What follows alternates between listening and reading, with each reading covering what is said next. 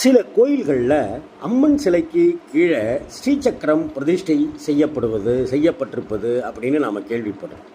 அம்மன் சிலைக்கு கீழே ஸ்ரீசக்கரம் பிரதிஷ்டை செய்வது வழக்கமாக அந்த காலங்களில் இருந்திருக்கிறது.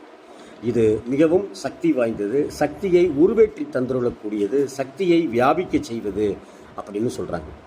மையத் முதல் வெளிக்கோடுகள் வரை 9 சுற்றுகள் உள்ளடக்கியதில் தான் நவாவரணம் அப்படின்னு சொல்லப்படுது, நவசக்திகள் அப்படின்னு திகழுது. ஏராளமான தேவதைகளையும் மந்திரங்களையும் கொண்டதாக இந்த ஸ்ரீசக்கரம்ங்கிறது இருக்குது.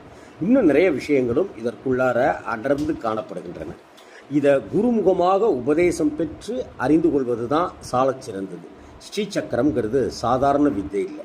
இத்தனை மகிமை வாய்ந்த ஸ்ரீசக்கரத்தை அம்பாளின் கீழ் பிரதிஷ்டை செய்கிறதால அந்த அம்மனோட சக்தியானது வியாபித்து நமக்குள் பரவி, நம் சிந்தனைக்குள் பரவி நம்மை